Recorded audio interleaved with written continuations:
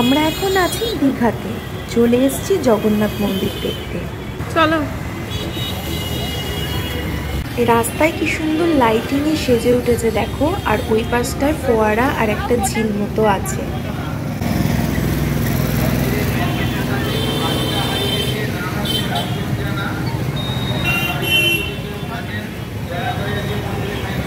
মন্দিরে মেন গেটের কাছে আছে, আপনাদের পরিবারকে জানানো হচ্ছে আপনি মেন গেটের কাছে এসে বাচ্চাটিকে নিয়ে যান।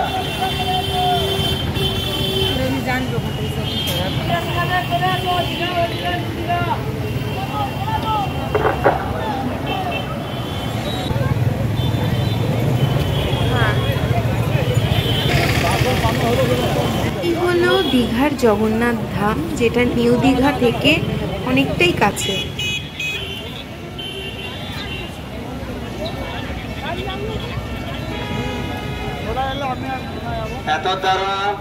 আমরা সকলে আসি দীঘাতে সমুদ্রের টানে, কিন্তু জগন্নাথ মন্দিরের মতো একটা ধর্মীয় দর্শনীয় স্থান হওয়ায় সকলের নজর কাড়ল এই জগন্নাথ মন্দির।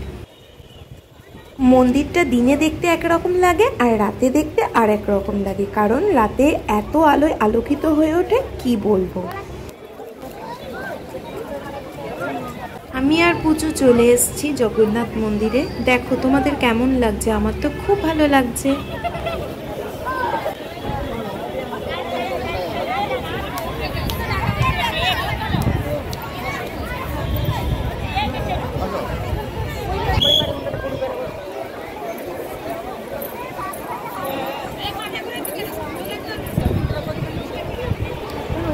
এখন আমরা প্রবেশ করছি মন্দিরের প্রথম প্রবেশদ্বারে।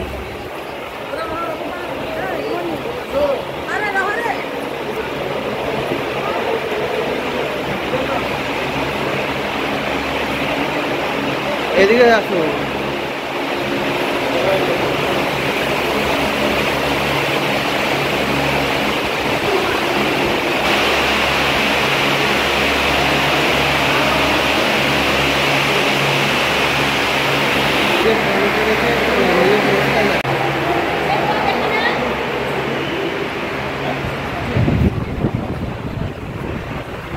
আমি এখন পদ্ম জলাশয়ের সামনে দাঁড়িয়ে রয়েছি। এটা কিন্তু মন্দিরের দুই সাইডেই রয়েছে।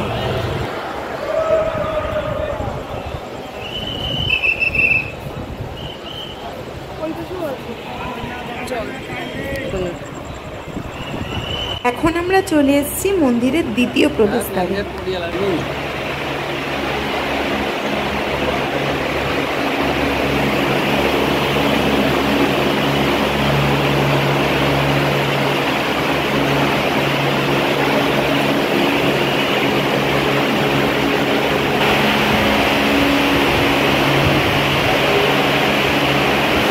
যারা আমার ব্লগটা দেখছো তাদের একটা ইনফরমেশন দিয়ে রাখি, মন্দিরে আসতে গেলে না তোমরা রাত 8টার আগে আসবে, তাহলে ধীরে সুস্থে মন্দিরে ঠাকুর দর্শন করতে পারবে আর মন্দিরের চারপাশটা দেখতে পারবে। তো যাই হোক, এত তাড়াহুড়ো করছি কারণ 8টা বেজেই গেছিলো প্রায়, ওই জন্য দেখো পুলিশ হুইসেল বাজাচ্ছিল। তো যাই হোক, তাড়াহুড়ো করছি যাতে সব কিছু দেখতে পারি, তো তোমাদের দেখাতে পারি।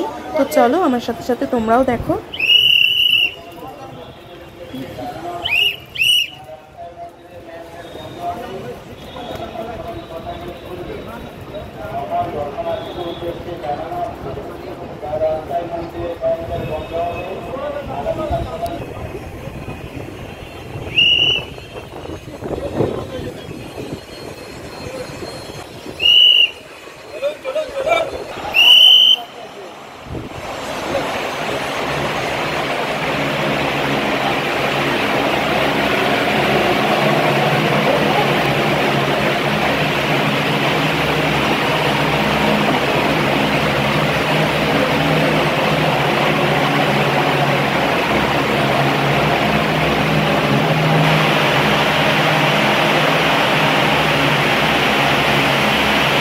এটা কিন্তু মন্দিরের প্রধান প্রবেশদ্বার, যেখানে রয়েছে জগন্নাথ, বলরাম, সুভদ্রা।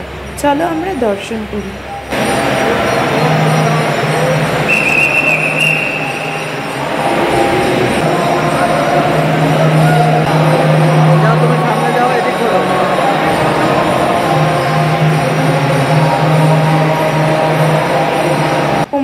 সাথে সাথে জগন্নাথ, বলরাম, সুভদ্রা দর্শন করো, আর আমার সাথে সাথে বলো জয় জগন্নাথ।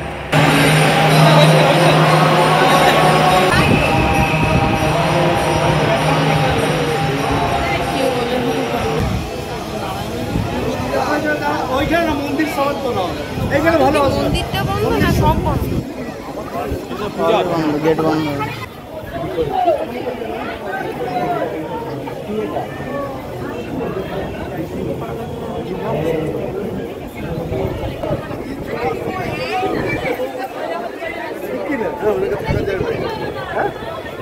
শোনো, এতদিন আমরা পুরীতে সমুদ্রে স্নান করতে গিয়ে জগন্নাথ দর্শন করতাম, এখন আমরা দীঘাতেও সমুদ্রে স্নান করতে এসে জগন্নাথ দর্শন করব।